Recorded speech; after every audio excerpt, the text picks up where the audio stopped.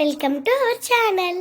ఇప్పటికీ దాదాపు 20 కోట్ల సంవత్సరాల క్రితం భూమిపైన గాండవానా ల్యాండ్ అనే ఒక పెద్ద ఖండం ఉండేది. ఆ ఖండంలో భారతదేశం కూడా ఒక భాగం. కాలక్రమేణా భూమి లోపల ఉన్న భూమి పలకలు కదిలిపోవడంతో భరత ఖండం విడిపోయింది. మన భారతదేశం అసలు దక్షిణ ధ్రువం దగ్గర ఉండేది. అక్కడి నుంచి అది నెమ్మదిగా ఉత్తర దిశగా కదిలి తర్వాత భారతదేశం టేటీస్ సముద్రాన్ని దాటి వచ్చి యురేషియా ఖండాన్ని ఢీకొట్టింది. ఈ విస్ఫోటనం వల్లే భూమి పైకి లేచింది. అలా పైకి లేచిన భూమి ఈ రోజు మన హిమాలయ పర్వతాలుగా మారాయి. హిమాలయాలు పూర్తిగా స్థిరపడలేదు, అవి ఇంకా వృద్ధి చెందుతూనే ఉన్నాయి. ప్రతి సంవత్సరం ఇండియన్ ప్లేట్ సుమారు 2 సెంటీమీటర్లు యురేషియన్ ప్లేట్ వైపు కదులుతుంది. అంటే ఇప్పటికీ భూమి లోపల ప్లేట్లు ఒకదానికొకటి తగులుకుంటూ ముందుకు వెళ్తున్నాయి. అండ్ ఇలానే మౌంట్ ఎవరెస్ట్ ఎత్తు కూడా ఇప్పటికీ మారుతుందని తెలుసా? ఇది గతంలో 8,848 మీటర్ల నుంచి ఇప్పుడు 8,848.86 మీటర్ల దాకా చేరింది. ఇది ప్లేట్స్ టెక్టానిక్స్ వల్లే పెరుగుతుంది. అసలు హిమాలయాలంటే ఒక్క పర్వతం కాదు, ఇది ఒక ప్రాణం లాంటి శ్రేణి. మొత్తం 2,400 కిలోమీటర్ల పొడవు జమ్మూ కాశ్మీర్ నుండి అరుణాచల్ ప్రదేశ్ వరకు విస్తరించి ఉన్నాయి.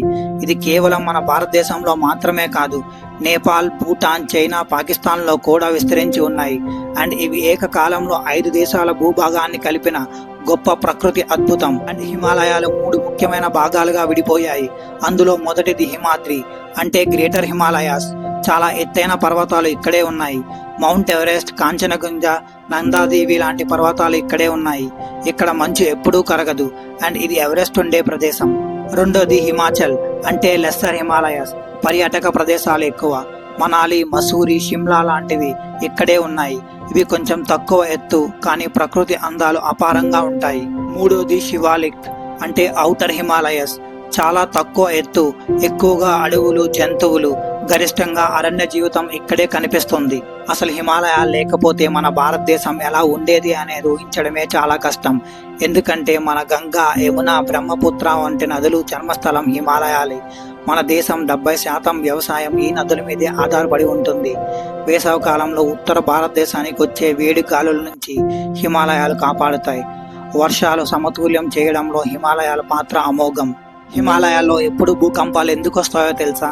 దానికి కారణం ఇదే, ప్లేట్స్ టెక్టానిక్స్. భూమి లోపల పలకలు కదిలే ప్రక్రియ ఇంకా కొనసాగుతూనే ఉంది. అందుకే హిమాలయాల్లో 3వ స్థాయి, 4వ స్థాయి భూకంపాలు ఎప్పుడూ రెగ్యులర్గా వస్తూనే ఉంటాయి.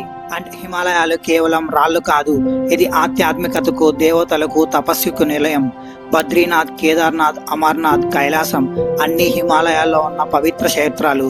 శివుడు తపస్సు చేసుకున్న స్థలం, పార్వతీదేవి నివసించిన ప్రదేశం, ఇవన్నీ హిమాలయాల్లోనే ఉన్నాయి. దీనికోసం హిమాలయాలు మానవులకే కాదు, దేవతలకు కూడా స్వర్గధామం.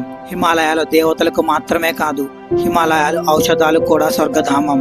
అతి అరుదైన హిమాలయన్ హర్బ్స్, అశ్వగంధ, శీలాజిత్, బ్రహ్మి, గిలోయ్ మొదలైన ఆయుర్వేద మందులకు హిమాలయాలు మూలం. ప్రపంచవ్యాప్తంగా హిమాలయాల ఔషధాలకు భారీ డిమాండ్ ఉంది.